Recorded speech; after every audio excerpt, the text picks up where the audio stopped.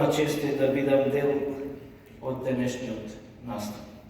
Ова е можност ние, креаторите на политиките, нашите одржувачи, меѓународните организации, граѓанските организации, представниците на локалните заедници, да ги слушаме сите страни, да добиеме одговори дали политиките кои што ги креираме се во вистинска насока и ги офаќаат, задоволуваат потребите на нашите граѓани.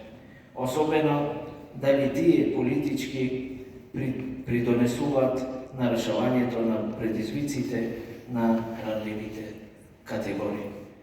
Како ресорно министерство, наша одговорност е да работиме на унапредување на квалитетот на животот на оние кои и на кои им е помошта им е најпотребна.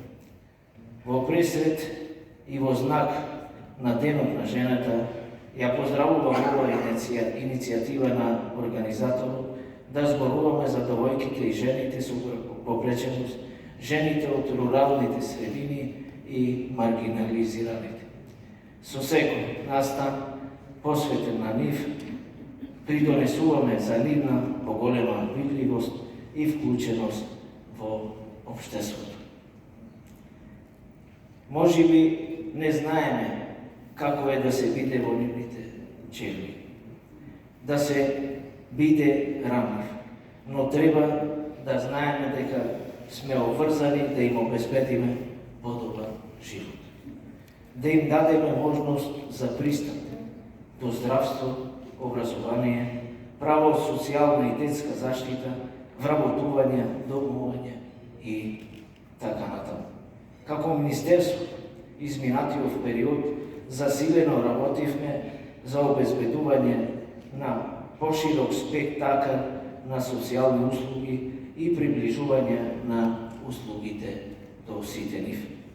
Во таа насока сакам да споменам дека само од почетокот на ова година имаме склучени над 80 управни договори со обштествени и давателите на услуги, што е за 33% повеќе од 2024 година.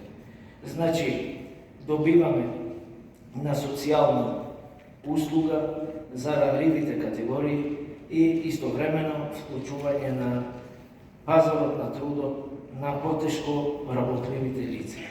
Радува фактот дека жени, особено од руралните средини, за прв пат излегуваат од стереотипната улога на домаќинка. Имаме примери за жал дека тоа се случува и на возраст од 50 години. Но важно е добивањето на можноста да се биде активен чинител во општеството, да се биде економски независен и горд на себе дека придонесуваш во семејството, заедницата, општеството и државата. Во тој дух е и социјалното предприемништво. Моментално во една неформална форма, а работиме на што поскоро формализирање со носење на закон за социјални предприемништва. Рачните изработки, шиењето, плетењето, подготовката на разни производи од билки, од органско потекло и други производи ги прави овие жени од ранлива категорија конкурентни на пазарот на трудот. Како министерство инвестираме во изградба на детски градинки, во градинки и во рурални средини.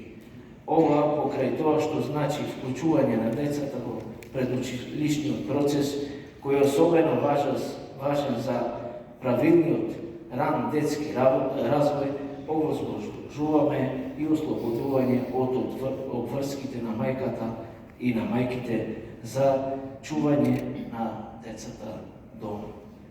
Придонесуваме за нивно вклучување на пазарот на труд и економско заеднување на жената во нашето општество.